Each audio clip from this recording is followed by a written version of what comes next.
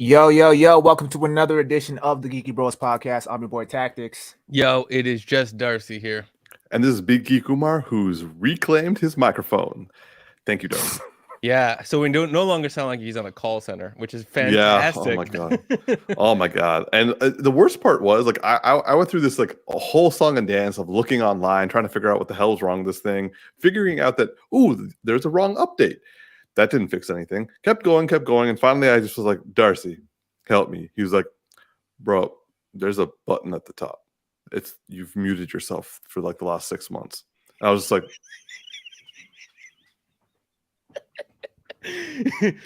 so clearly not the call center you want to call into. I turned into my mom already, but like, yeah. Thanks you, Darcy, for saving me from forever sounding like from being in a call center. Yeah, or returning a microphone that completely works. Exactly. Yeah. So I'm back, people, and hopefully you can hear me better. And also, just housekeeping. For those of you who are not watching us live, we will be putting in the description below our timestamps for all the topics and trailers that we're going to be covering. We got a lot of trailers to go through today, but also we got a couple of discussion topics having to do with creators of media and executive producers working together versus not working together. And then also finally, because for some reason on TikTok and YouTube, this thing has come back after 3 years, the Freddie Prinze Jr. rant on Star Wars fandom. So those are going to be the topics that we're going to be covering today. So for those of you who want to see a specific one, click the description below. For those of you watching us live, thank you and stay with us. So I will just jump in to the first trailer, which was something that I saw this morning. Thank you very much, Darcy. The Bel-Air season 2 trailer dropped this morning or last night, and I didn't even know we got a second season. I was still waiting to hear if like there was going to be a second season, but the second season dropped, and I've actually been really excited to hear what my bros have to say. So Darcy, since you were the first one to since I got it from you, I want to hear what you think. Yo, I'm just hyped. Okay, like I've loved the first season. I'm looking forward to the second season, like through and through. The thing I'm most curious about going into the season is how much of it's gonna again feel like stories we know and stories that are new, right? Because they pull from all over the place, and there was hints at there about when Will ended up deciding to like leave home for a bit, and you remember that whole funny scene where he like goes with Jazz and he goes to find like a crib, but like it's like the most messed up ghetto crib, and he's afraid there's like a big dude, and next thing you know, like Carlton has to come and save him, but then Carlton ends up like becoming like the gang leader and all that kind of stuff.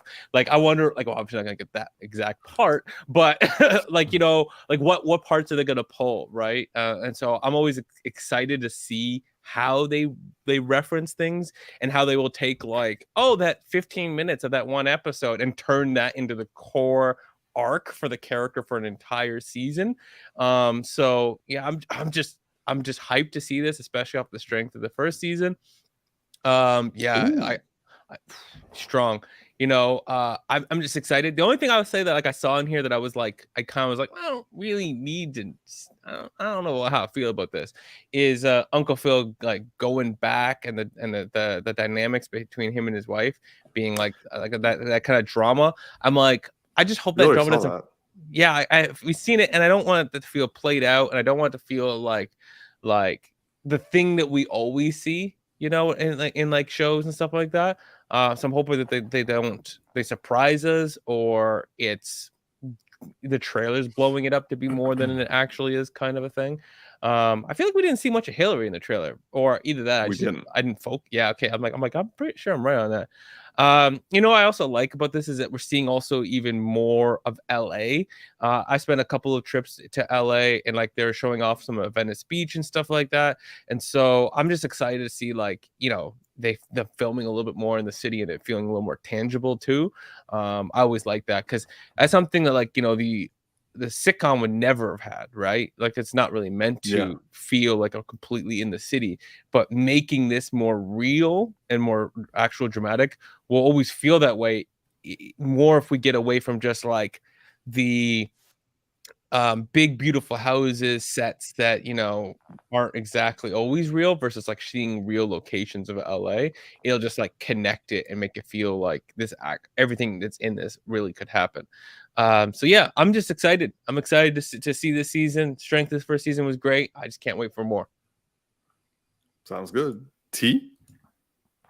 Yeah, I mean, initially when I first started watching the first season, I kind of had mixed feelings about it because I was so attached to the original sitcom, and I wasn't sure how this dramatic take was gonna pan out. And then as I started to kind of continue to watch more episodes, it slowly grew on me, and now I'm really, really into the series. And what I'm really excited or looking forward to the most is seeing how they kind of integrate some of the more serious episodes from the sitcom and how they kind of integrate it rather expand on it in this dramatic series, right? Because it seems like there was one scene from the trailer where Will and Carlton are driving in a really nice car, and then they get stopped by the police, which I feel is like a callback to like a episode from the earlier, like the first season, where they got pulled over kind of thing, right? So yeah, we did it. Yeah. So I'm excited to see kind of more callbacks or more Easter eggs of that nature. Tatiana Ali is coming back, which is really I saw that. Cool. So it seems like we've I guess we're still missing the original Jeffrey. Carlton hasn't made an appearance. Will hasn't made an appearance, but he's kind of hot right now. So I don't know. Yeah, he would not be helping. Yeah, he should probably stay away for a bit. But we've pretty. The original Aunt Viv. Jazz. I wonder if and Jazz. I don't think the original Aunt Viv will. You don't think so? Not like if she's I disagree because they reconciled that, and that's true. You're right. I think there's a lot of power in her coming in, like especially if she could play something that feels redeeming for her and like what she's gone through. And a character that embodies and champions that in a moment for another character's struggle. I think that's a phenomenal thing. You're right. Yeah, you're right. I take mine back because we had and Vi and Viv show up in like a small scene, but still like a good scene nonetheless. So like, there's no reason why the original Aunt Viv couldn't do the same thing. Yeah. She might be expensive though. Oh, she's gonna be expensive. She might be expensive now. So I mean, but overall, I think I'm excited for the show. I really enjoy how it ended off. And there's a lot of story to tell that they can, like I said, that they can pull from the original, but also they can also expand on what they've already kind of been creating. I feel like we haven't seen the last of Will's dad. Like there's still a lot of story left in there. So, it'd be good to see Marlon come back and make an appearance in that role. But yeah, overall, I'm excited. I'm enjoying the show. Looking forward to where they take things. And yeah. Yeah, I'll say for myself, I was really happy with the trailer myself. And to find out that this is coming, like the second season starts February 23rd. Mm-hmm. So like next month, we basically in 1 month's time, we'll be starting season 2. I will say that I agree with you, Darcy. I'm not a big fan of like the Aunt Viv and Uncle Phil dynamic remaining the same. Like I would have preferred that they overcame it. And then him being a stay-at-home dad, and then going back to work, but like it's not causing like rift between the two of them. It's like he's able to support her while taking like a step back in his career, but he's still working, sort of thing. So like I was kind of hoping to go that way. Fucking Michael Eiling better stay the hell away from this season. But Michael Ealy. Mike, yeah, I always get his last name wrong. I always get his last name wrong. I was like, who's Michael Allen? I said Ailing. Oh, Ailing. Okay. Yeah. How do you pronounce it? Ely. Ely. Yeah. Michael Ely. But yeah, fuck him. Yeah, no Michael Ealy. But I'm really happy that Ashley's there. I kind of hope she's not like a one-stop shop. I want her to well, she looks good. Anyway, you're you're young. Yeah. Yo, they need to bring that dude back, yo. Yeah, I was just about to say, like, if he came back, I would die. But also, I just remember the original Hillary also, like, what's been going on with her. Yeah, that's right. Yeah.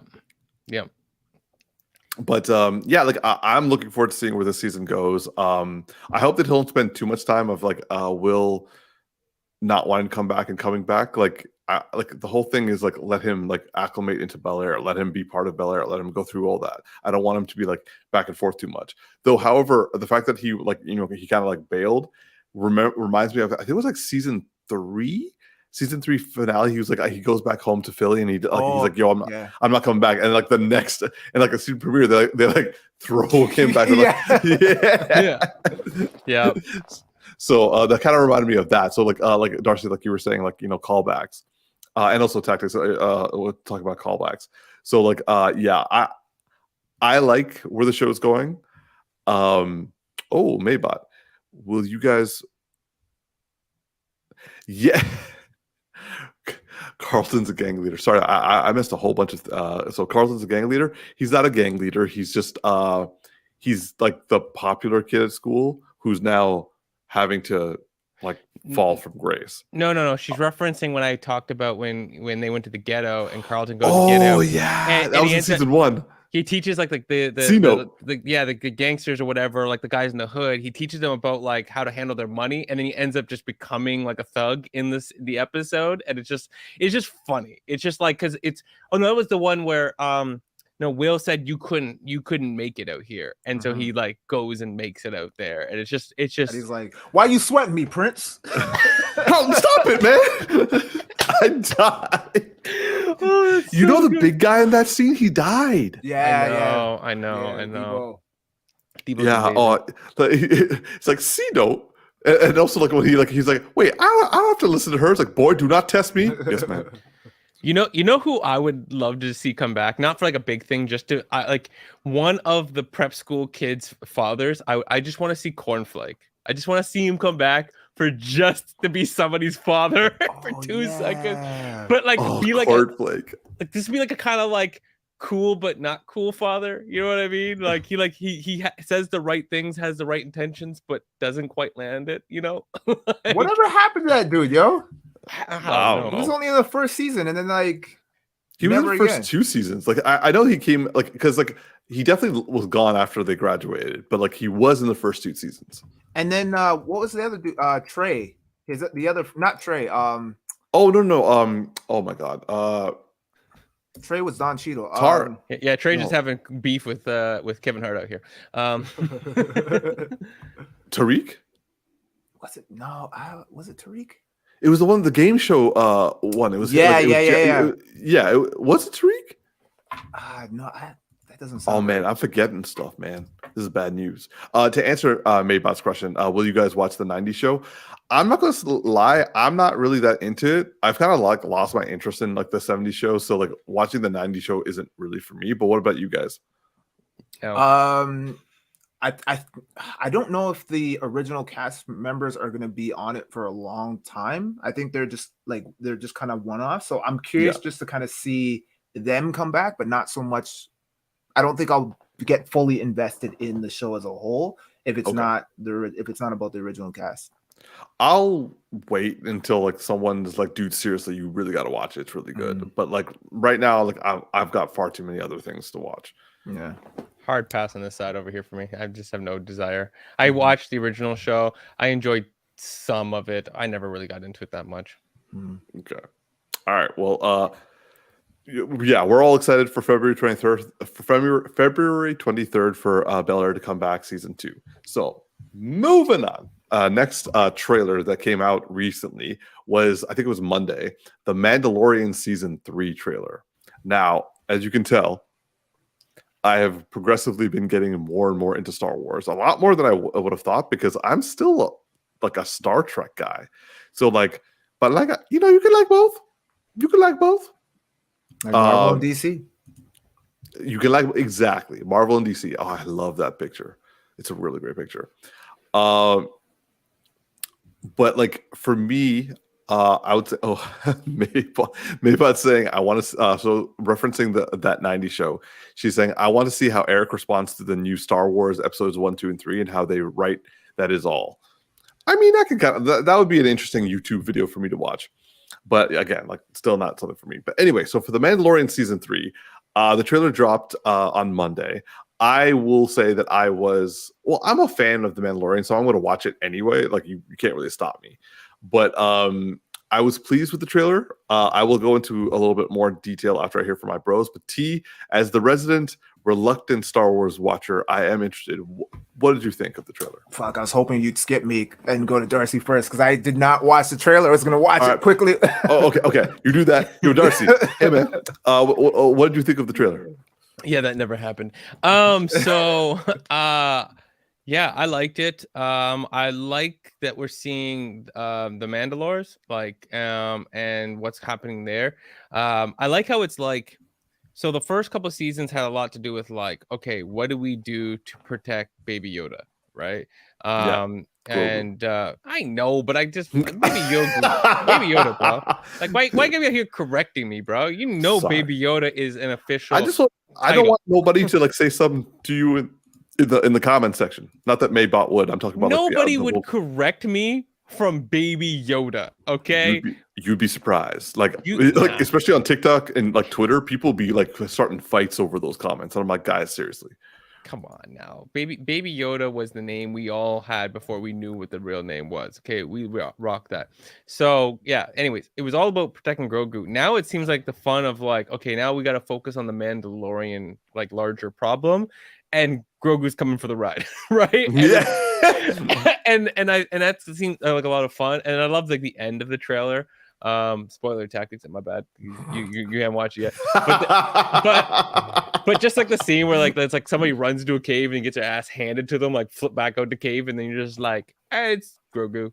He just move around here like a boss prince on his little hover bed, you know, just like chilling, taking people out. Hover crib? Yeah, that's better. Hover crib. Yeah. Now I'm thinking of Fresh Prince is like, what? You ain't on this hover crib? You ain't on the hover crib? It's like, you still on that red man crib? Anyways, I digress. But yeah, no, I'm all pretty much all excited here, and I'm hoping at this point, at this very moment, that I have extended things far enough that Tactics can jump in here because I'm running out of things to say. T, do you want me to take over? Yeah, give me like 20 seconds. All right. So, Darcy, I will say that I kind of agree with you. Like, first of all, I am really happy we're going into like the Mandalorian aspect. Like, we've done enough Jedi. Let's bring, and like we've seen a Mandalorian, like the whole Boba Fett thing, fine. But like people who like read the books, read the comics, played the games, everyone wants like more Mandalorian. And the first 2 seasons, just like it may kind of put out there, it's like first season Bounty Hunter, second season Space Wizards, third season is Mandalorian lore anyway. And like people who watch Star Wars Clone Wars, I've only watched bits and pieces of it, but like people who watch Star Wars Clone Wars, they've gotten like already the beginnings of a very rich understanding of the Mandalorian culture and also history. I want that brought to the forefront, and I want live action versions of this. If we're going to see Death Watch, what happened with Death Watch, we're going to see like the reclamation of like Mandalore, and also we're going to see a whole bunch of different Mandalorians, different armors, and the different clans all going like at war together to being unified. I am all there for that shit. I want to see that shit. Let's get some like Tar Vizsla history. I'm not sure if I got the name right, but like, yeah, I'm all in. I'm ready to see this. I'm ready to see like. I want more insignias for everyone to like be wearing. It's like, yo, I'm part of this clan. I'm part of that clan, and that sort of stuff. So like, I'm interested. Also, I'm kind of want to see if they're going to like talk about like the history of Mandalore and like how the throne came to be. Yes. Sorry, geek moment. I was just happy for myself. Maybot says, so proud of you, Umar. Tar Vizsla is correct. Awesome. So T, Darcy and I we've given you time, man. Like what you got for us? Yo, thanks for the save. Appreciate it. Yeah, This actually looks fun. I enjoyed the trailer. Nice. I had to watch it on mute, obviously. But the visuals look cool. I have no idea what the storyline is about, but I mean, that's nothing new when it comes to Star Wars for me. I half the time I don't know what the fuck is going on. So yeah, I've liked the Mandalorian so far. I mean, it's the only Star Wars property currently that I'm invested in. I didn't watch any of the other stuff. I just wasn't all that interested. Sorry, Umar. No. I just remembered we only showed you the first of 2 episodes of Book of Boba Fett that were entirely focused on the Mandalorian. So we probably need you to watch that before you watch the 3rd season. Otherwise, you're going to be lost. Oh shit! Really? Good point. Yeah. Good point. There's definitely a big segue in there. Wait, you just cut down the 2 episodes because it's really just Mandalorian episodes, so you're not really watching Book of Boba Fett. Yeah, it has nothing to do with him, and honestly, it's stuff that you would like. Yeah, there's a good like fight scene on a ship that you're gonna enjoy. Fair. Wait. Yeah. Well, can you describe the fight scene? I feel like Involves a training with the black saber.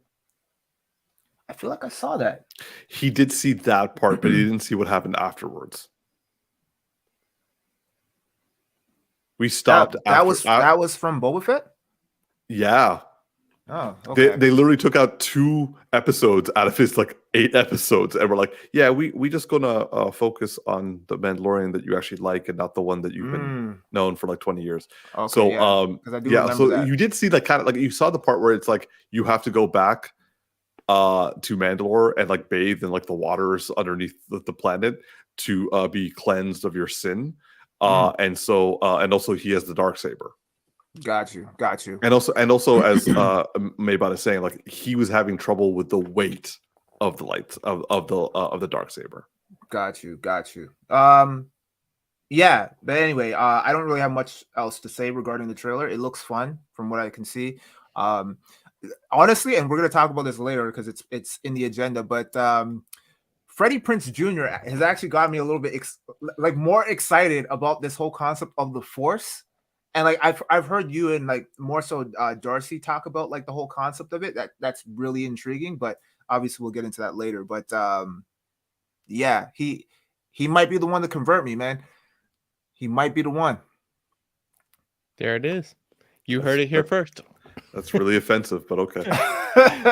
Wow. You can't just take a win? You just can't take a win? I'm sorry. Freddie Prinze Jr. gets my bro into Star Wars and I can't after years of trying? I mean, that hurts. There wasn't enough effort on your part, Umar. I just didn't feel it.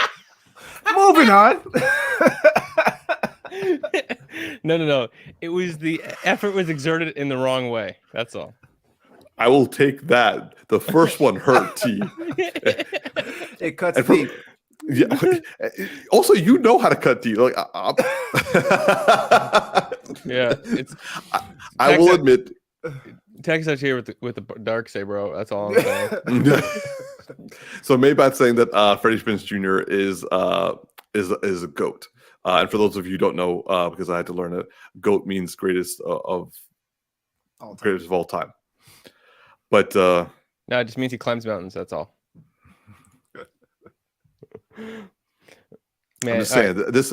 I will say this doesn't hurt as much as that time you said that if I didn't like, I forget why you said this. I just remember that you said this. Is that you're gonna like, you know what? I'm gonna make friends with another guy named Umar. And I'm gonna watch Star Trek with him. And I was like, yeah.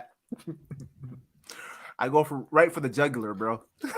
I didn't even do nothing. But it was so easy. I just had to, man. I wanted to test the waters, and yeah, shit ran deep. 2 years later, and it still hurts deep. Anyway, so moving on. We're all excited for the Mandalorian season 3, and so we're going to like definitely all be reviewing as the episodes come out. Yes, Maybot, it was savage, utterly. Anyway. So moving on to our next trailer is going to be about the season 3 trailer of Superman and Lois. Now, everyone who has watched this podcast or has continued to watch this with us knows that when it comes to this man, Tyler Hoechlin, all three of us are in love with his depiction of Superman. He is Superman in the modern day for me. I know online everyone's talking about Henry Cavill, but I'm like, guys, Henry Cavill never got the chance to give us the Superman and Clark Kent that we know he could give us. Tyler Hoechlin, no matter what the show's shitty depictions are, when it comes to Clark Kent and Superman, Tyler Hoechlin has been given the opportunity and he has nailed it. So that is the only reason why I watched the CW crap show for 2 seasons. But unfortunately, even though I still love Tyler Hoechlin, I can't keep watching Superman Lois. So like this trailer did absolutely nothing to change my mind. And I'm just going to watch some YouTube clips that people tell me to watch that say, oh my God, he's so amazing. And I'm with Maybot. Tyler Hoechlin is my Superman. I'm going to now... I won't go to Darcy just in case T is looking at something. No, I'm caught up. This is okay. Mandalorian. Oh, okay. So, Darcy, what did you think of the trailer for Superman and Lois season 3? I watched it on mute while we were talking earlier at some point in this podcast. I will say, like you, I have zero desire to really watch this anymore. However, the thing that most intrigued me about the trailer, it's not intriguing me to make me want to watch it. It was just the fact that I had totally forgotten that we were pulling an Aunt Viv this season and changing out Jonathan. Right. And I'm just like, who the fuck is this? Oh, wait, why did he leave again? Like that was like the most, and I was like, yeah, like look at this kid. He's like, who the fuck are you? Like, you ain't gonna come here and just like multiverse replace my brother out here, are you? Like, god damn. So yeah, I mean, I am done with this show overall. Yeah, I'm moving it on over to Tagnis now. Yeah, I'm with you guys, man. The last season didn't really do anything for me. Matter of fact, I don't even remember what happened in the last season, to be honest. So I remember it had that like whole two worlds thing, and then like Square. I will say, like, yeah, that bullshit. I wasn't fucking with that at all. It's kind of fallen off for me, and it started off strong, but again, I'm not surprised because all CW shows start off strong, like Smallville, Arrow, The Flash. They all had really great first seasons, and then just progressively got worse. The sad thing about Superman and Lois is like they actually had good twists. Like, even in the second season, like they had a good twist about like bringing Bizarro. I fucking ate that shit up. Yeah. And then they just like threw it down. Like, and it's like, oh, it's a Doomsday. No, it's Bizarro. Yeah. And it's Bizarro done right. Like, I will actually like Tyler Hoechlin not only did a good Superman, he did a good Bizarro. Yeah, but then that storyline was ass. I know. Yeah. Like they did nothing with it. It was just wasted potential. So all I gotta say about this show is that it's been downhill since the first episode. Like the first episode was fantastic, and nothing lived up to that since then. That's all I gotta say. Nothing's lived up to it. I mean, I remember enjoying the first season thoroughly. Yeah. Like, I would say like each season starts off like this, and then like nosed. And like honestly, Maybot called it off. She's like, it feels like writers change halfway through the season. Well, they have different writers for different episodes, right? Don't they? Yeah. But but it feels like they have a group of writers who do the first season, and then they have another group of writers who do the second season. That's the challenging thing about TV, though. When you constantly have like writers switching in and out, kind of thing, and it's like they all want to take their own creative spin on it. Like they have a format, but then like that they have to follow, but at the same time they're like, yeah, but I kind of want to put my own spin on this, and then they kind of deviate and it fucks with the whole thing, and then we end up getting trash as a result of that. Where it's like, are there any shows where they have consistent writers throughout? Yes, but not this one. Like Ozark has a consistent writer. It was a solid show. It had a good end, right? Like I'm assuming that in a show like this, they at least have somebody write the arc for the season. Because if not, like how do they even make it to the end of the season if you don't even write an arc? Like, Yeah. you know, like it's like, oh, we just like at episode 5, so we're just gonna introduce this guy. Okay, now I'll pick it up from here. Like, you know, Yeah. it's like when you're playing improv. Just who the hell is this? I was just have thinking no that. idea. Where is this even from? Superman and Lois? Yeah, this is season 3 apparently. It's just getting worse. Like, Yeah. damn. Honestly, like, the thing is, it's like I hear like the problem the tactics is putting out there, and I feel like people could still be very creative because, like, for instance, Mandalorian is not like one director, one writer. You know, Yeah. like it's but what you have to do is you have to like have somebody who controls the overall story and has a good overall story for the season, and then you have to ask yourself this episode here, this one's really about the character at this point. We need to at this level talk about this part of the character, and we have these people. Maybe this person will be better at articulating a story about this part of the character, whereas this other person's really good at setting up the suspense of something and making us feeling the weight and the stakes in the battle, and this other person, you know, blah blah blah, like, versus it's just whatever they're doing feels just kind of like, yeah, I'm gonna give you a bone. Yeah, take episode 9. Like, okay, cool. Like, And it's not like they have bad ideas. They have good ideas and ideas that like make us actually wonder. It's just that they go with the dumbest way to resolve everything. And like, for example, with the whole thing with the end of the season 2 that all of us struggle to remember. I just remember liking one aspect, which was when Superman like supercharged himself with like sun energy and then like hit the Earth and like split the 2 Earths together. I just remember liking that. That was really cool. Don't remember why he did that or like why that was something that didn't happen before, but okay. And also, then they just ended the series, and you're like, okay. But they had good parts. Another thing, when Clark reveals himself to what's her name, actress who can't, actress who Lana. can't act. Lana, yeah. And was actually, yeah. It was decently written. But like a CW, it always and it's kind of like what Ron R is saying. Like it always appeals to the masses, so they just like get a pretty face as opposed to a pretty face who could actually act. And so she butchered that entire scene, and like Tyler could do all he could to like do his side of the story, but like a scene takes 2 people, so it was a wasted opportunity with actually decent writing involved.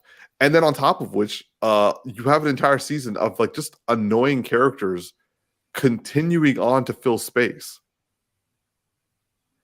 And also I just can't with those children. Like I just can't right now. Yeah. By the way, did you see the interview from the actress of Lana Lane talking about how she did a lot of her own stunts and has like had multiple entries from that show? No, I would not have guessed that. Yeah. What stunts did she do? She had in that season, she did a lot of like being a superhero because she was right. She was the evil version of herself. I forgot about that. It's kind of the better version. That was another thing. Remember we saw like him being like Superman being hit with like red sun, and he's taking out an entire like hallway of like soldiers. Yeah. That was good. Like that was a dope scene. Like it's not like they don't have good scenes. They do. It's just all weaved really badly together, and they make dumb choices overall. So yeah, I just can't do this anymore. Good scenes, not a good story. Agreed. So unfortunately, internet, the Geeky Bros are officially done with Superman and Lois. Damn.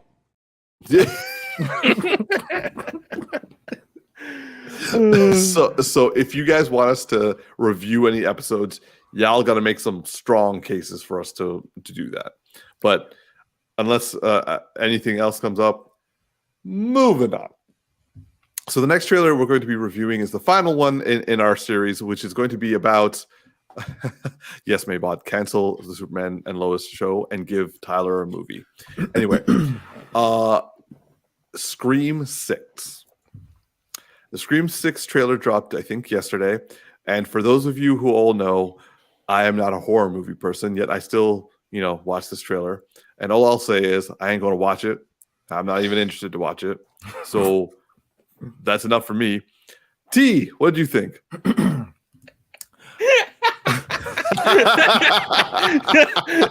Oh, that was almost as good as Tactic's response to seeing Batgirl's Timberland boot.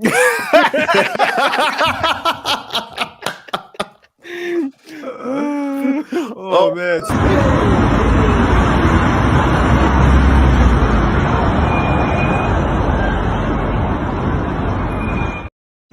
I feel like I got canceled.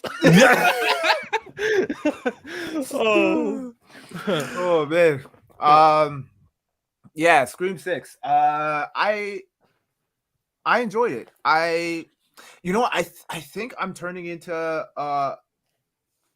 like a horror buff, because like it seems like every other week you're starting to. I think you've always been, man. Yeah, I think they got me, man. I don't know what it is, but I like a good horror film. What can I say? You like the thrill. I do like the thrill. I never thought I'd say that, but I do like the thrill. I started watching all of the original Scream series, or the Scream series last year, and I enjoyed most of them, and looking forward to this one. And yeah, trailer looked cool. What about it looked? Of course, this is coming from a guy who just is not into. Not cool, but like it looks like, because for the most part the series has kind of given me what I feel like most people would want in a horror movie or a slasher film. Is there's good jump scares. It's grotesque, but not in a way where it's like it's not over the top in the sense of like Saw, where it's like torture porn, right? So it's like fitting for the atmosphere, and it doesn't get carried away with all that stuff.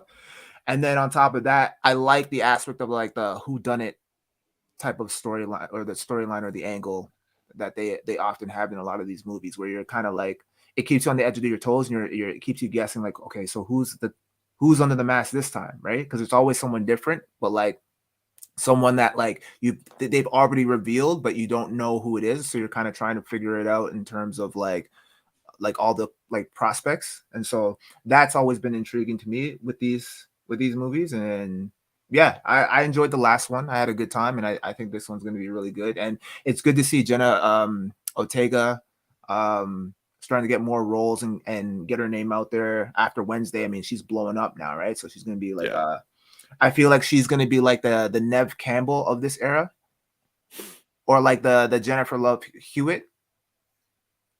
Yeah, maybe Neve Campbell is more of a appropriate, because Neve Campbell was like notorious for these kind of movies. She was notorious for the Scream movies. I'm not sure. For the Scream movies, but basically what I'm trying to say is Jenna Ortega is going to be like the new Scream queen. I feel like I think that's what they're setting her up as, because she's been in a lot of like movies very similar to this, like dark, or like, the thrillers and things of that nature. The creepy. Yeah. So yeah, but I enjoyed the trailer. I liked it. I'm definitely gonna check it out with my partner. So yeah. You have some questions from the audience. We got Maybot, who's asking what entices you about the Scream franchise?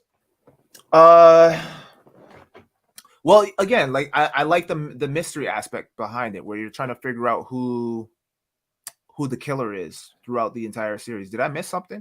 Sorry, I just read Maybot's last comment.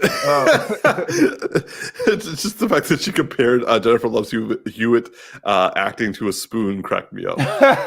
Oh, wow. Why are you coming at her so hard, yo?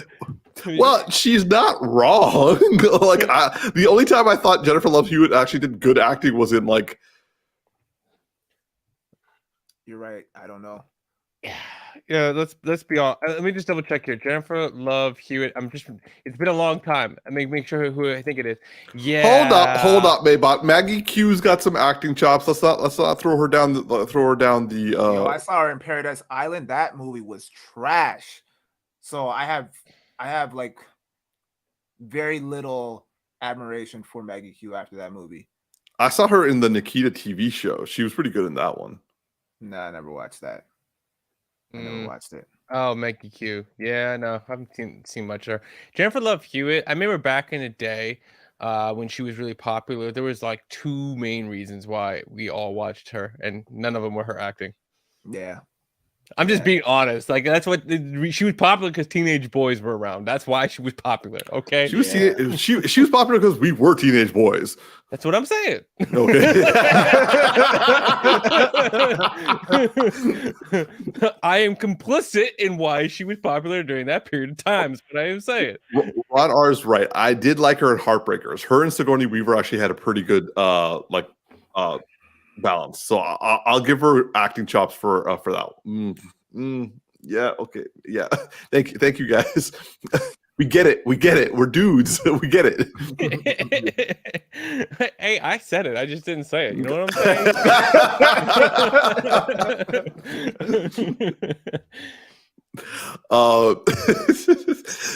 saying? I've even forgot what the other question that Maybot was asking you, T. So yeah, what entices you, and who of the OG cast do you think is going to die in the next film?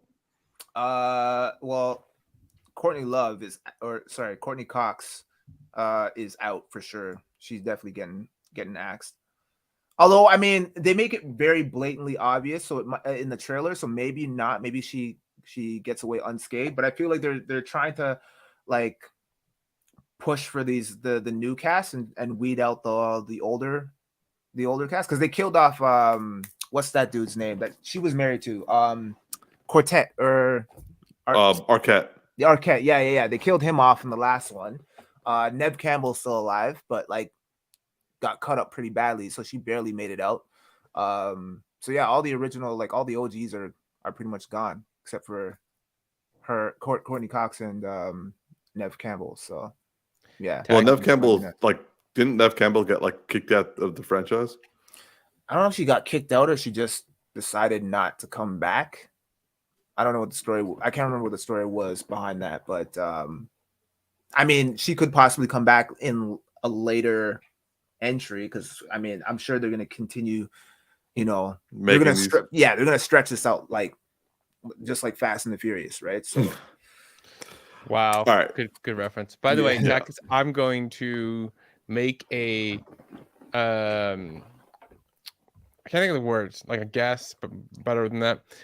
Courtney Cox is going to be the killer. That's my guess. All right, now you let me know when you watch it, because for Umar, for your asking of my thoughts on the trailer, didn't watch it, not going to watch the movie. That's all I got to say. I like that theory though. I like that theory. I'll let you know. Yeah, well, you said she's gonna be out, and I'm like, you want to kill her out, or do you want a surprise, and then she dies from being the killer, and that would be a pretty good surprise. Yeah, and then you have Jenna Ortega has to be the one that kills her. Ooh, take over, take over. Yeah, that'd be pretty cool. Yeah, well, just following up with Ron R says she doesn't believe that Neve Campbell is going to return because they're trying to reduce her pay if she does. By the way, I like Maybot's one comment. I'm going to put this one up on the screen real quick here. It is read Teenage Boys. I mean, Mega Fox greater than Jennifer Love Hewitt, but fair. Ha ha ha. Yeah, that's exactly that's on point. I wouldn't even say greater. I say equal. Yeah, but Megan Fox is into some weird shit though, man. Like ever since she started dating what's that dude's name? Machine Gun Kelly. Yeah. She's like, wait, what? Or they're married now. Yeah, they're married. Yeah, but they drink each other's blood and shit, and like it's like she's on some weird shit, man. Both of them. Yeah, plus the small thumbs and everything like that. Like so Umar, for pure reference about Machine Gun Kelly. First of all, if you gonna date a married guy who calls himself Machine Gun Kelly, that's like, Daddy, look who I brought home, and Dad's like, I want to kill this man. Second of all, Machine Gun Kelly is the guy who dated Eminem's daughter and then just proceeded to make a diss track against Eminem in the process. Wait, they dated? Yeah, or something. They had they dated or something. And like Eminem has been on an interview, but like he didn't have problems with them. But then like I guess Machine Gun Kelly, I don't know, whatever. It's like, oh, there's not enough room for enough these white rappers, so I have to like prove myself over like the OG of rap music. It's like, no, why are you doing this? Anyways, I'm just saying, yeah, I'm not interested. Yeah, no. Check out. Interesting. I do like Ron R's theory. Maybe Courtney Cox will be the ultimate mastermind killer behind all the movies. Ooh, Possible. also dope. Courtney kind of called something I was thinking. She's like, Megan Fox and MGK are totally ripping off the Angelina Jolie, Billy Bob Thornton weird couple thing from ages ago. If I remember correctly, she used to wear his blood around her like as a necklace. Yeah, that's true. I think they do that too now. Hollywood is a weird place. Yeah, and apparently her wedding ring is like it's carved a specific way where when she takes it off, it actually like cuts her. Like so she can't take it out without inflicting some sort of pain on her because of the way that they've like carved it out. Like it's like so jagged that like when she tries to take it off, it'll pierce skin, I guess. I don't know. But yeah, they're on some weird shit, man. Well, let's hope she doesn't get mugged. Yeah, I feel like that's not the first problem. It's one of them, but it's not the one I'm concerned about first. Okay. All right. Well, anyway, nonetheless, Darcy and I will not be watching Scream, but when we do a touch base with Tactics, we'll allow him to give his review of Scream 6 and also to reveal, if he wants to, who the killer is. But until then, moving on. So with all our trailers now being done, we're going to go through a section that's going to be kind of focused towards a discussion about creative, like the necessary ingredients for creative success of adaptations. I bring this up because recently, as in like I think Sunday, this past Sunday, the TV series The Last of Us, the first episode dropped. Now, this show has gotten like pre and post first episode like massive acclaim. I will go on record by saying I have not watched it, nor have I played the game. I'm unfortunately having to wait. I've like tied my boat to a friend who needs to watch it with me, so therefore I have to wait until February to watch it. So nonetheless, there is a certain amount of pain that I have to live with for not knowing what's happening right now, but I am seeing a lot of very positive reviews from critics, very positive reviews from fans, lots and lots of like YouTube and TikTok and Twitter comments of people just like absolutely loving the show. Like literally, I have not heard of one person being like, yo, this is a bullshit. Even people who had unrealistic expectations based off their love for the game are just like, well played. So I find that to be rather impressive considering game adaptions haven't exactly been an art that has been perfected yet. But but I kind of want to see what my bros have to say before I say any more, because there's definitely going to be we're going to go further into this discussion. But Tactics, Darcy, have either of you watched the first episode of The Last of Us yet? I know Darcy I was getting taxed to say no. Yeah, I've watched the first third of it. By the way, Umar, I do like your pun that you dropped earlier. I don't know if you realize you did. You said well played because they're gamers. Yeah, I saw. I saw what you putting down there. I appreciate you, man. Yeah, no, I've seen the first third of the first episode.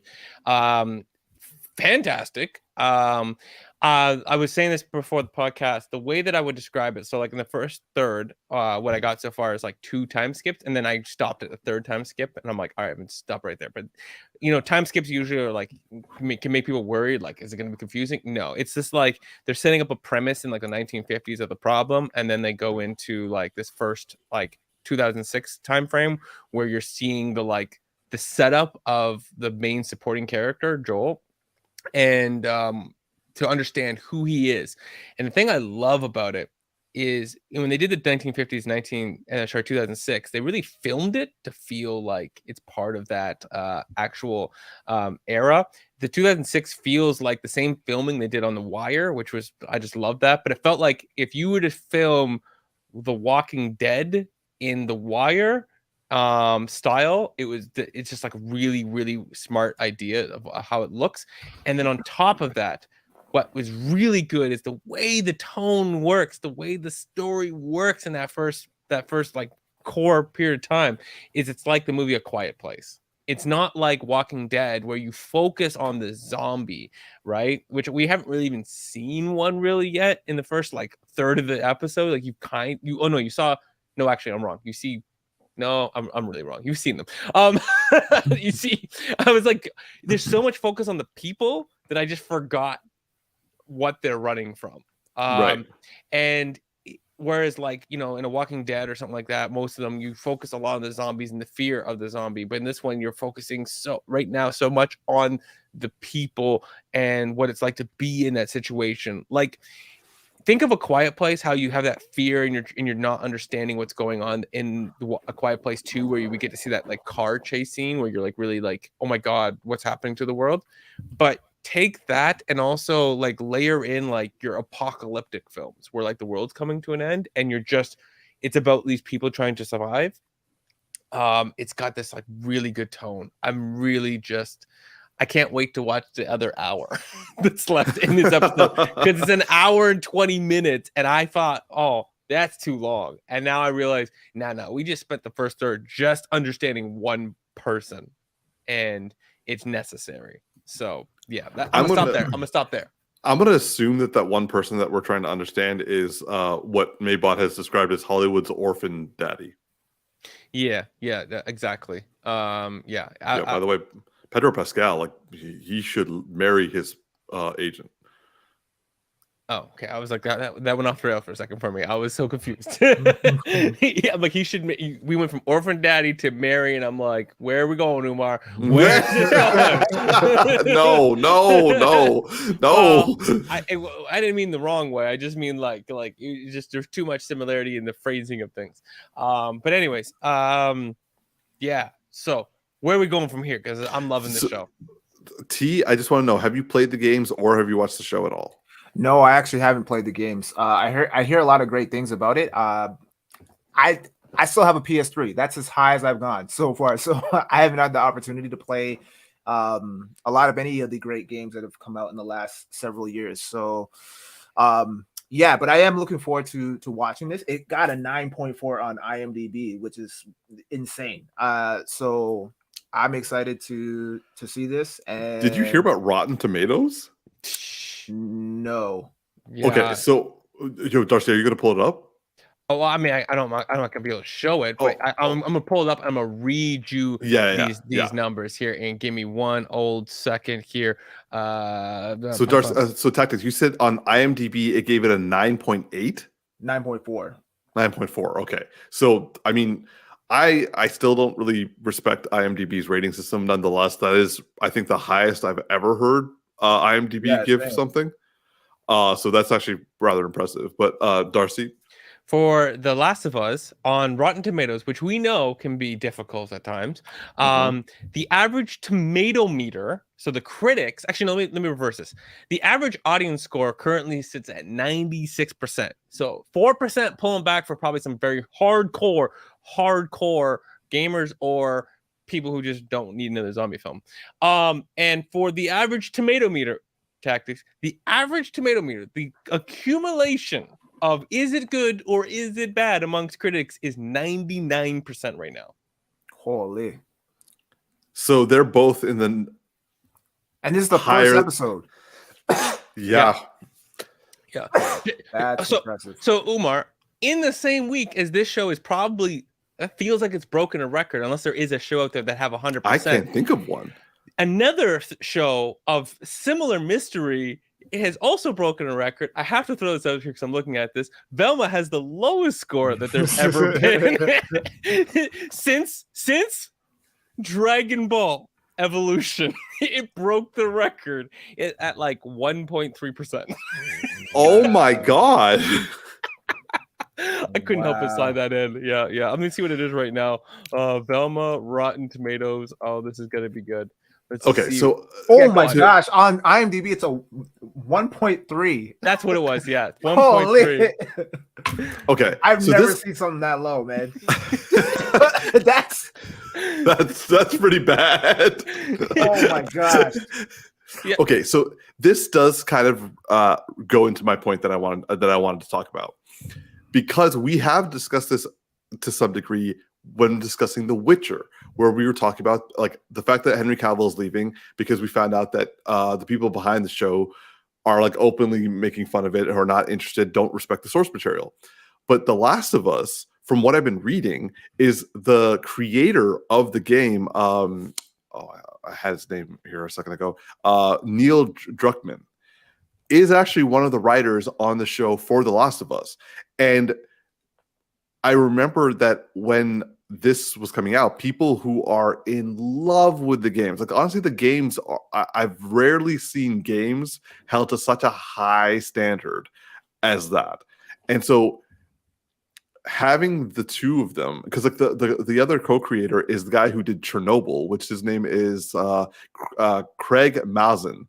So he did the TV show for HBO called Chernobyl, which was very, very well received. And these two people got together, clearly worked together well and respected each other, and created The Last of Us, which is now, as we've just described, is getting either a 96 from so basically an above 95 percentile conjoined on Rotten Tomatoes.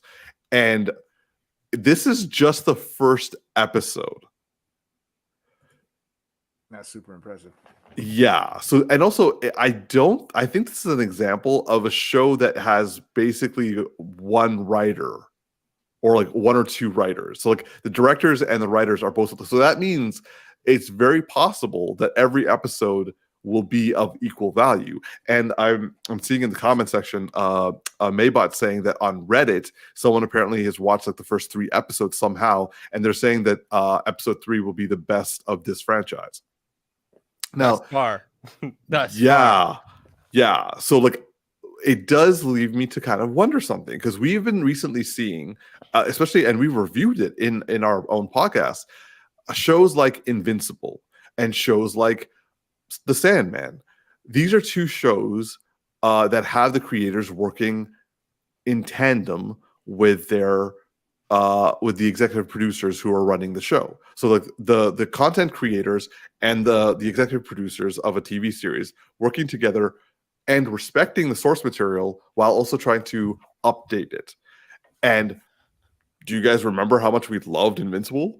And like, I know you guys weren't a big fan of The Sandman, but like Sandman is actually being considered like a genuine success for Netflix, and also by critics, and also fans of the graphic novels are a big fan, because Neil Gaiman's on top of that.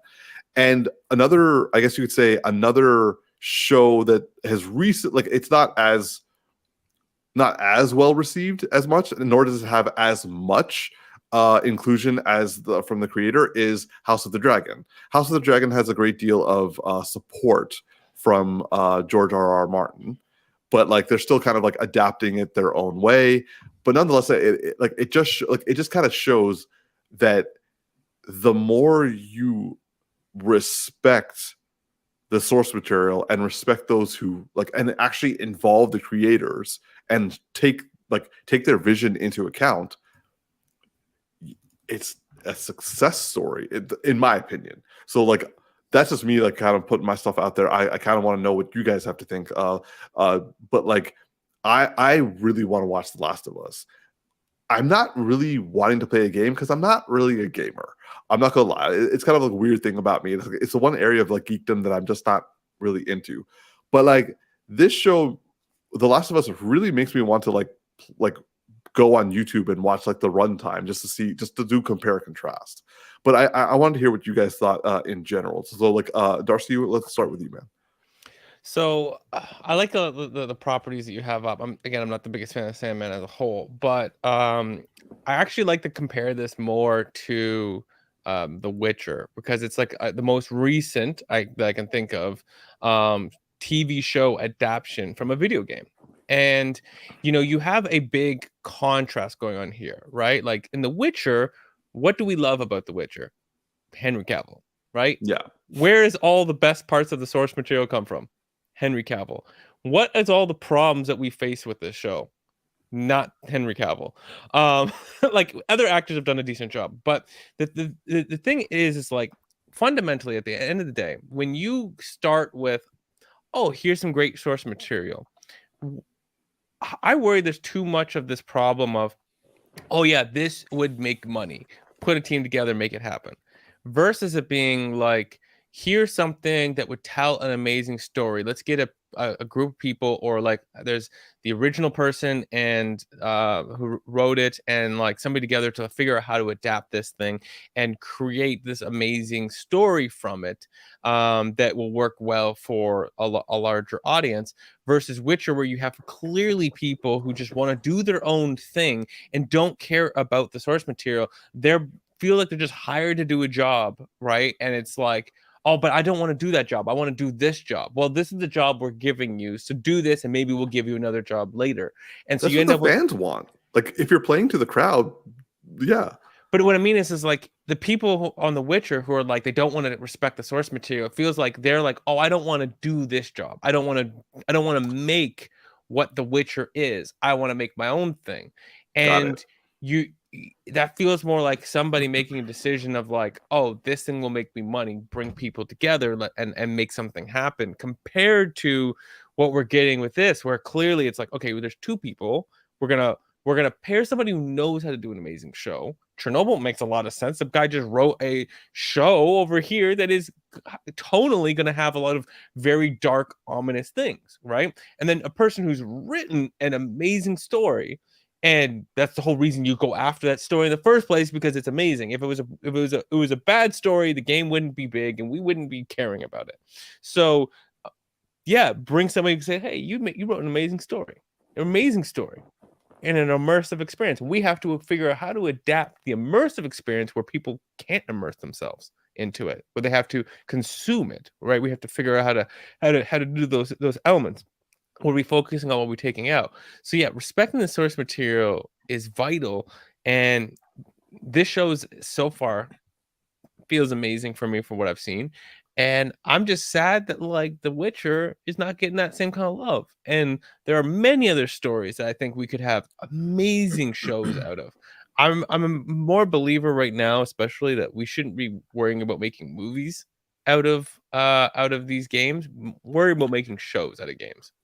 And I would say, like, okay, so kind of switching tracks, because I was going to ask both of you after I heard what Actually, I'm going to hold off. I'm going to hold off because I do actually want to hear what Tactics says, what he thinks about this, and then I'm going to ask my other question.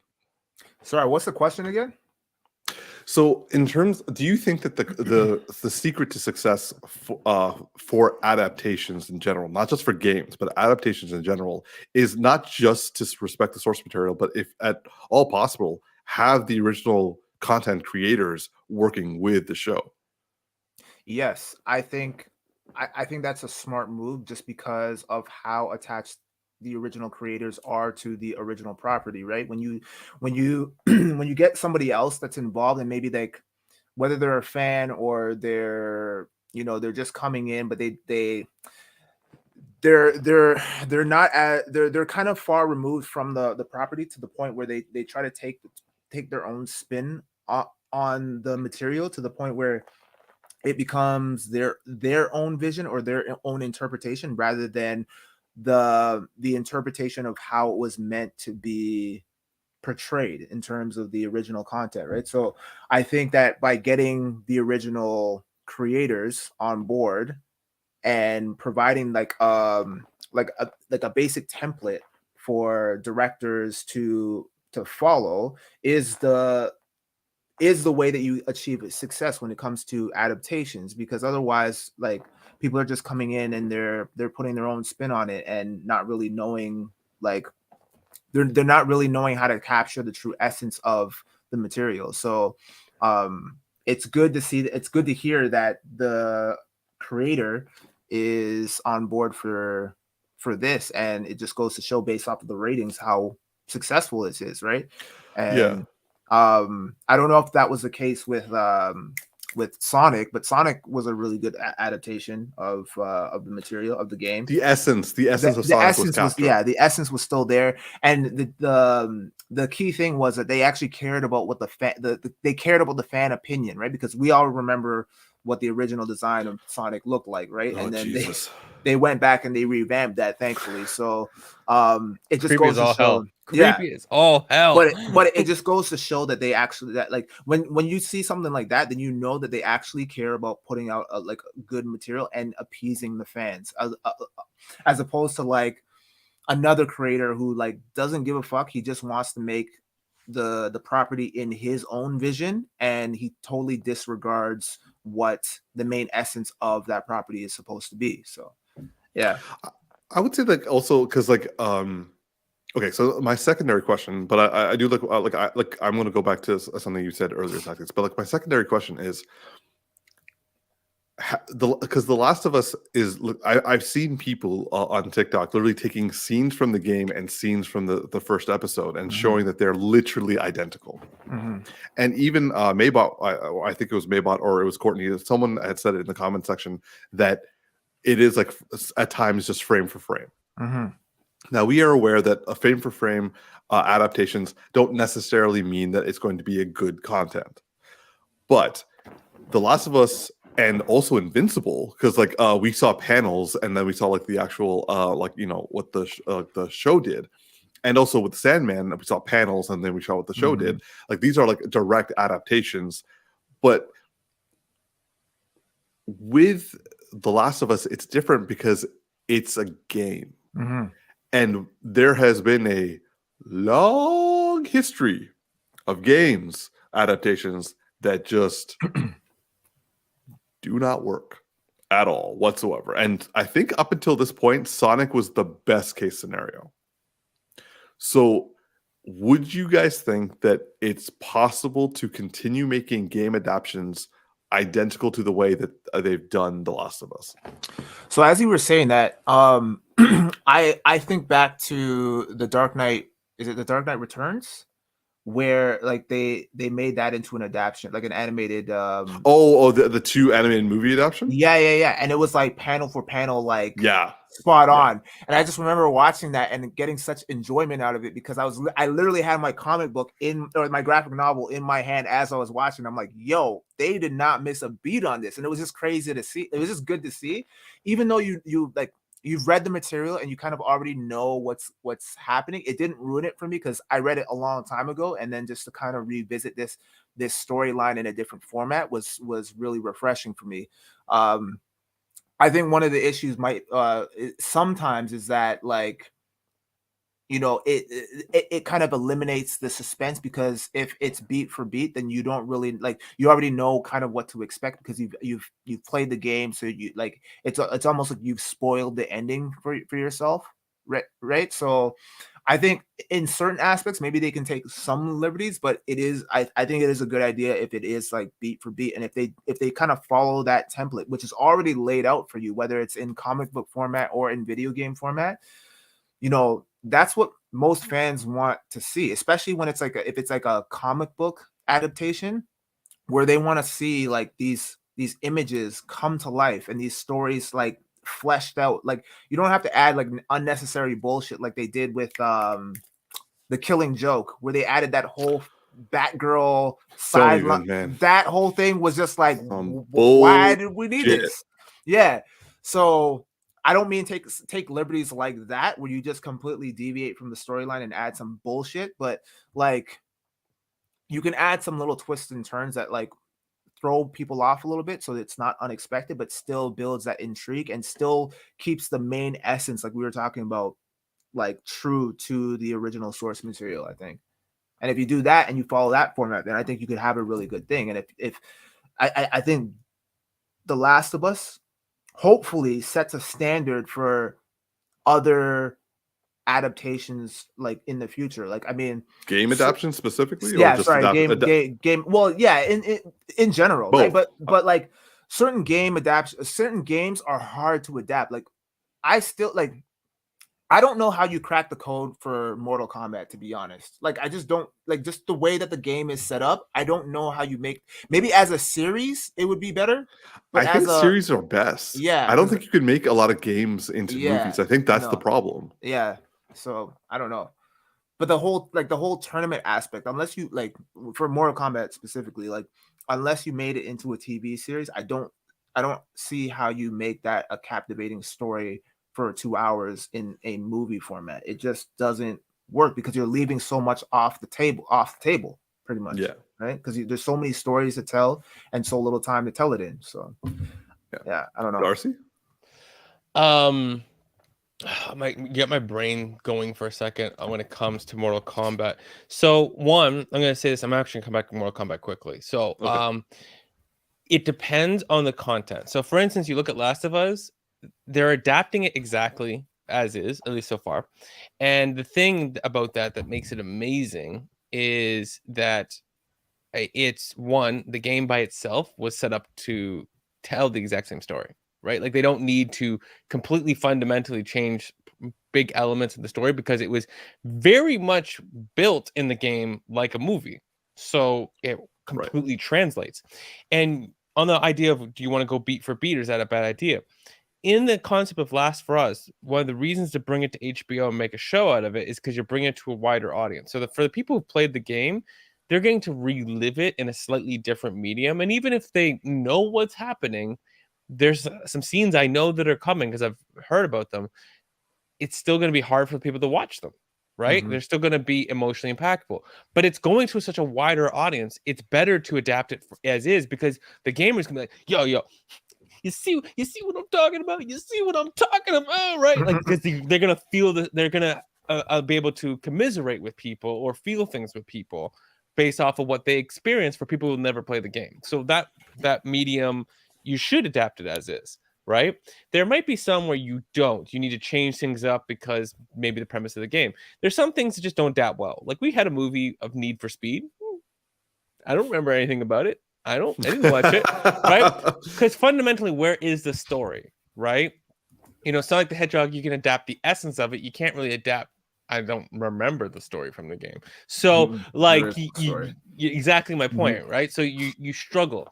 But on the idea of Mortal Kombat, as you're talking, you're like, series, movie. I actually know how I would want Mortal Kombat to be adapted so that you get the tournament feel. Because you can't, if you don't have the tournament, it doesn't work, right? But they always want to, like, even in the original one, they want to skip that tournament real quick. Here's how I think you do it. You take the concept. I'm gonna give you 2 shows that show you the concept of how you make Mortal Kombat work. Squid Games and Alice in the Wonderland one. Oh, Alice in Borderland. Borderland, thank you. Yeah. That's how you do it. You make the fights feel like those games in that, because if you think about it, some of the people are there because they want to be there. Some people aren't really there because they want to be there.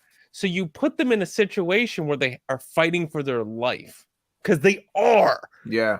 But you make it, instead of it feel like, we just gonna go out here and fight and see how cool the Mortal Kombat, like, you know, fatalities are. You are doing that. Yo, Darcy, I think you just cracked the code, man.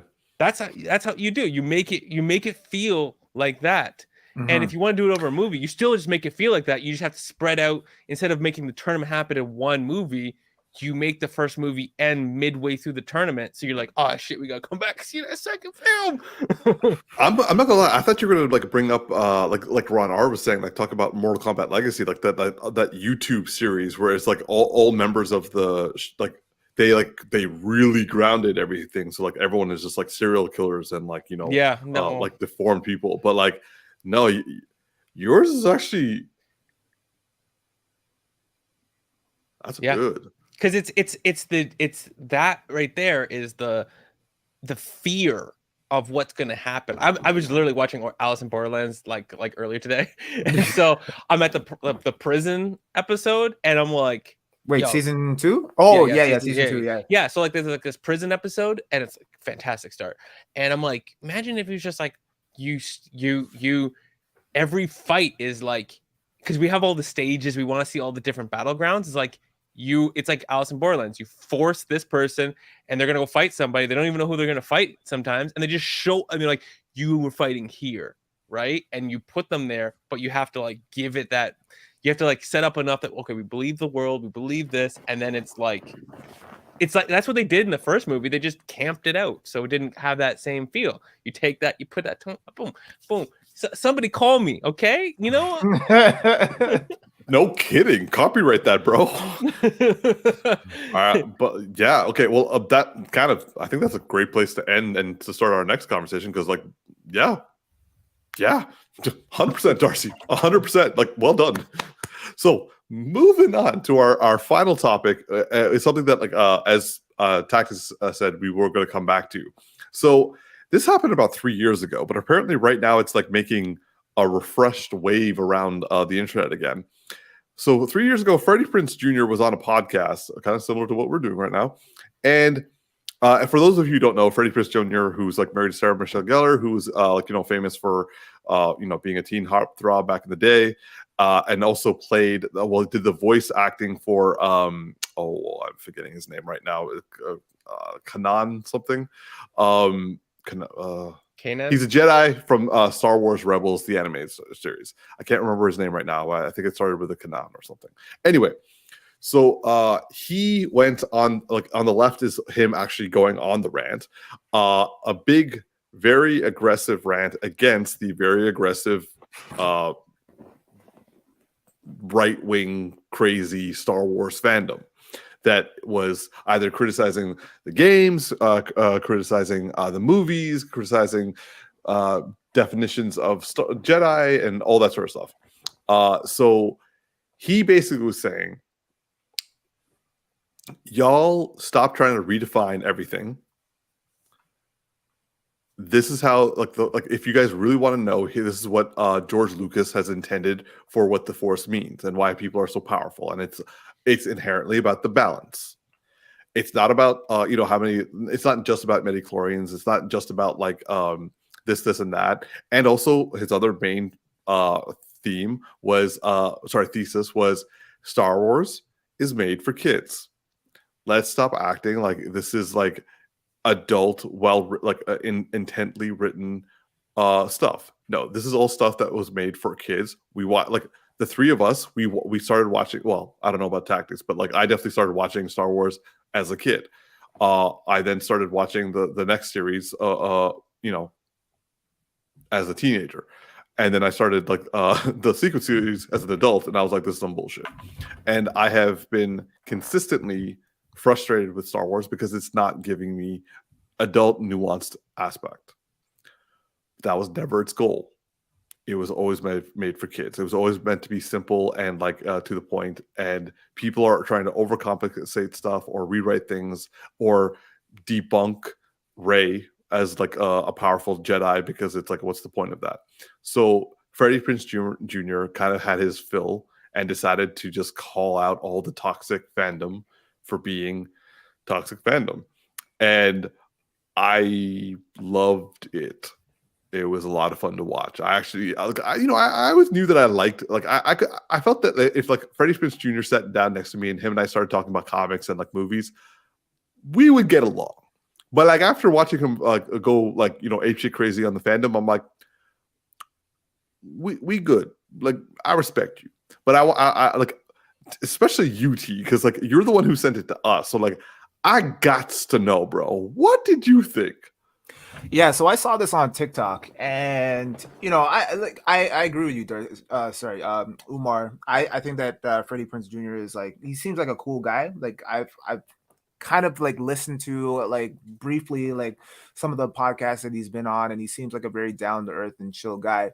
But this one definitely caught my attention because of how passionate he was about it, about like Star Wars in general. But some of the Star Wars nerds like kill me with how passionate they are, man. They take it to the extreme level, bro. And I'm like, yo, it's not that deep. But some of those Star Wars nerds are our current viewers right now who are commenting. So let's be careful. I'm just saying, man. Like y'all get like really like crazy about it. Like, and clearly, I mean, this is kind of why this whole rant came about, right? But yeah, it was interesting what he was saying, and like kind of going back to what you were saying, Umar, like or in reference to what he said about how Star Wars is essentially for kids, and it kind of makes me seem like Tactics is a hater. I'm not hating. I'm just like I'm gonna choose my words more carefully. I'm gonna choose. You need Jesus. That's what you need. The Force is a religion, Tactics, as said by Maybot. But actually, on that note about the Force being a religion, that's kind of what I was getting at. Going. In regards to what he was saying about how Star Wars is for kids, I kind of so when he was saying that and we was talking about like the concept of the Force, it kind of reminded me of Avatar in the sense of like how they that one particular episode where they were talking about the chakras, but they broke it down in such a simplest, because the chakras is a very it's kind of complex and it's a little bit out there in terms, because I've been reading a lot about it in spirituality books and stuff, but the way that Avatar broke that shit down in such a simplistic way where like a 8-year-old kid could understand, like it's your energy centers and you have to like, you know, unlock these in order to reach enlightenment and shit. That's very simplified way of putting it in terms of defining what chakras are. And I felt like I'll live Guru Patik.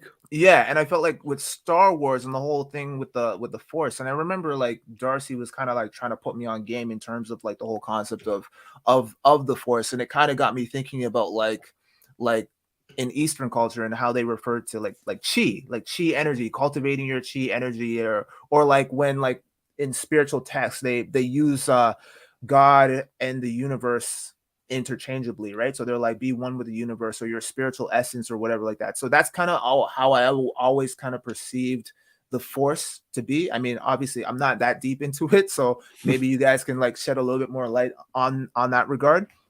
But what I really found interesting about what Freddie Prinze Jr. was saying was how in turn, like the whole thing of balance, you hear that a lot in the Star Wars lore. And what was interesting was what he was saying about how he was talking about Luke, and he was saying how it's not a matter of skill. Like the Force has nothing to do with skill. You could be the most skilled person in the Star Wars universe, but it really comes down to the balance of the Force. So like if the Sith, like the Empire and the Sith and all the bad guys or whatever they're called, if there's more balance over there, then the Force naturally, regardless of skill level, will find a way to maintain balance. So the Emperor, he knew this, and so rather than like killing Anakin, he brought Anakin to the dark side to offset the balance, because he knew that if he killed him, the Force would just like correct itself. So he used it to his advantage, and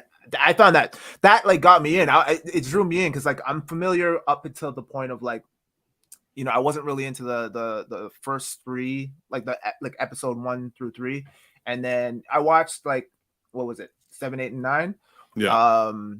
But I like you, I kind of grew up on the originals because my dad got the box set like back in the day or whatever, right? But yeah, I just make a long story short, like I was really invested in like his, like how passionate he was about his explanation, and I like how he broke down the Force, and I was like, oh man, that's kind of interesting, like because I always thought it was about skill level, like who's the top Jedi, and like if you're the top Jedi, then like, you know. Yeah, and I would say that Star Wars, the main problem with Star Wars is it doesn't know how to translate its own content. It never really has, and like people keep coming up with like, oh, this is what the Force is really, this is what Force is, but it's always like side stuff. It's like, oh, here, read this book, or here, read this comic, or here, play this game. And it's like, so I watched all these movies. So that's essentially the main source of everything. And you're telling me that I have to go other places to actually understand what it's trying to tell me? Yeah. Yeah, and that's kind of what Darcy's point was when he was telling me about it, where it was like he was explaining it, but it was all the shit that was from like the cartoons, and I was like, so I gotta watch like however many seasons of it just to find all this shit out, man. Like, why couldn't they just address this in the movies, right? But I mean, I guess if you're like really deep into Star Wars, then you know all that shit already, so it's not a big deal. How about you, Darcy? Like, what are your thoughts on what Freddie had to say? I mean, I really like his explanation about the balancing of the Force, because growing up, we would think, oh, best lightsaber, blah blah blah blah, so cool, and then you get to understand this concept of like the balancing of the Force. And the thing I liked is like when you see the prequels, one of the lessons that has to be learned is that the Jedi think that the way they're portraying it, at least, I'm sure, like, going to lore and certain Jedi see things differently, especially Mace Windu sees things differently. But a lot of the portrayal, especially to like general Western culture in those prequels, is like, hey, balance means good wins. That's not balance. The actual balance is yin and yang, having both of them, right? So if you really think about it more deeply, at the lower level of this whole thing, there's going to be as much good as there's going to be bad, right? Yeah. And everyone's trying to put things in their favor, and they're never going to get that. And so I like when he says, it's like, okay, so Anakin gets pulled over to the dark side, and what Detective is saying about that and how smart it is for Palpatine. But then you end up getting twins, and the twins bring power. Luke brings a significant Force power, but so is Leia, right? And you balance that out. And so if they were to find a way to really articulate that better, in a way to, like, yes, it's for kids, and that's all fair, but I think that there's some things that they really could have done, like the prequels making you feel more of like the Jedi weren't exactly right, like posing enough in there to bring the question, like the Jedi weren't right. Their hubris is why they fell, and they had too much power, even though they thought that they were balancing things, and they should have come to realize that and realized it too late. And then, yeah, I mean, the new movies ain't close to talking about that. So, but I like what he's putting down, and I would love to see more of that, really more explored. The general question, it's kind of like, I forget what movie or show recently had this, but when I'm thinking of My Hero Academia. So when they're talking about, like, are the heroes really doing good things if the heroes are doing something similar to what the villains do, right? And so if Star Wars would focus more on the question of like, I'm trying to do the right thing, and the other side's like, I'm trying to do the right thing, and everyone's always like, no, we need to like balance things back out, and be posing the question about what really is balance, and of it not being good, because everything about Star Wars always feels like the child part of it, and it's like the good guys have to win. That's what it feels like, and there's a bigger layer here that is actually far more intriguing that we don't really get into. So on that point, I actually kind of want to bring up something that Maybot was saying in the comments. She's like, it's definitely like, she's speaking about Star Wars. It's definitely for kids, but also for people who lose their way. Finding balance can be just as easy as it is difficult. But to teach that to our youth early is instrumental in character building. And I would agree. I think that's a very good point. It's just that, like you've said, Darcy, they didn't, and like, fair enough. Like, some people just don't know how to translate their good ideas. I think George Lucas is one of them. He has good ideas. He's really good concepts. He clearly has a vision, but he doesn't know how to like get his point across, or at least his bigger point across. He just knows how to like emphasize the fun aspect of it. And I think when he was given full creative control in the prequel series, you got to see how completely incapable he was of getting his point across. Yeah, he needs he needs that, like, I don't want to say like The Last of Us original writer doesn't know how to get his point across, because he did with a game, but you need that second person who comes in and is like, here, let me show you how to make this into a proper movie arc, right? It's like, George, you got amazing ideas. Here, let me help you just get that finesse, that finesse to get this done right. What you laughing at, T? Maybot's last comment. Oh, this one right here. yeah. George Lucas is me writing essays in high school. Well said.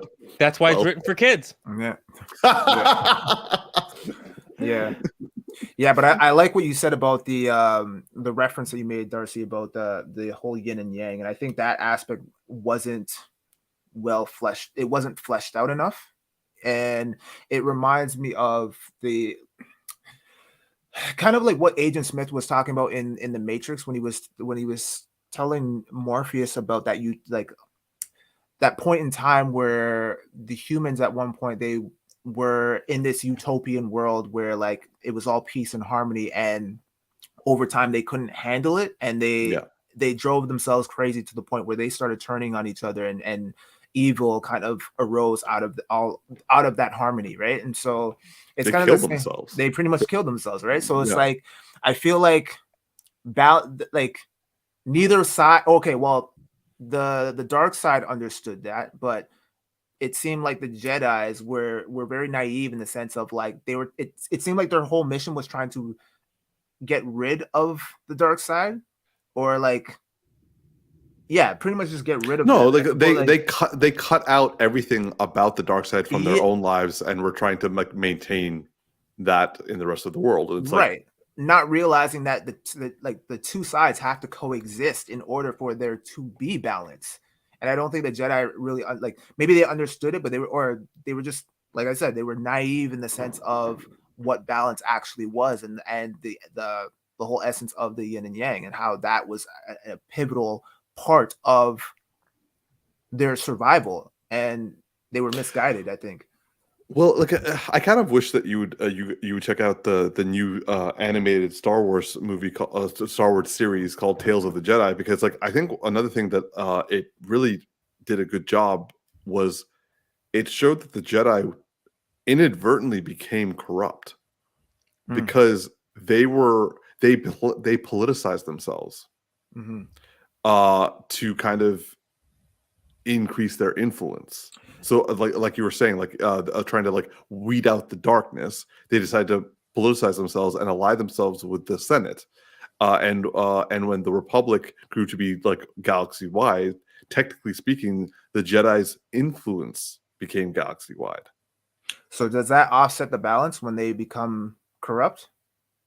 Well, they weren't corrupt in the sense that like they stopped doing what they were supposed to do. It's just that they only did it in places where the Republic allowed them to, or like had jurisdiction. If it was outside the Republic, they're like, you guys have to fend for yourself. But it's like, no, you should be doing it everywhere. It shouldn't just be where the Republic says that you could. Interesting. What makes that even more interesting is that the Republic was being controlled by the dark side. So they were only able to do things. So it's like almost in a way, it's like, is that balance? Is it balance that the dark side is controlling what the good side can do? Yeah. Yeah. It's just like a very like, what's the math on that? Yeah, exactly. And also Maybot's last comment where she says the Jedi were weakened by their efforts in removing emotion, allowing the Sith to strengthen their power through deep emotion. Yeah, so it's like they were misguided, but at the same time, there was always balance. It was like there is balance, and then there's perception of balance, right? Yeah. And the perception is off, because I guess if you were to go back through all of the story, you could find how there always was balance at every given time. It just didn't always feel like what you wanted it to be. Yeah. So yeah. Well, that's it for Oh, sorry. So yeah, that's it for our topics for today. So I'm going to volley it back to you, T, for our closing arguments. All right. Well, this has been another edition of the Geeky Bros podcast. Once again, we want to thank you guys so much for tuning in with us this Friday night. And be sure to check us out next Friday, same time. And if you haven't already, please like, favorite, and subscribe. I'm your boy Tactics. Yo, it is just Darcy here. And this is Big Geek Kumar. Live long and prosper, y'all. And also thank you, Maybot, Ron R, and Courtney for all the fun comments and discussions. Absolutely.